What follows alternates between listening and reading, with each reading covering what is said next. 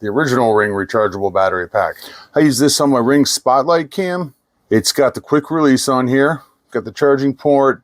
Here's the contacts for the battery itself when it enters the camera. It's the V4 battery with the 3.65 volts. I've had these cameras for a couple of years now. I've got the Spotlight cam in the front and in the back. I could speak to the longevity of these batteries. I've had 4 batteries from Ring themselves, and I've used them constantly for 2 years. A lot of the battery drainage issues that you're going to run into on a Ring battery are going to be a result of your settings, your motion settings, your light settings, how long you record the video.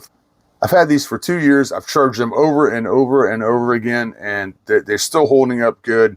Like I said, all my problems are as a result of my motion settings and my light settings and all that stuff. So if you're looking to get a second set of Ring batteries or just a second Ring battery for if you've got one camera, maybe you got 2 in the camera and one you want to keep on charge at all times, the battery straight from Ring is a good battery. I continue to use them to this day.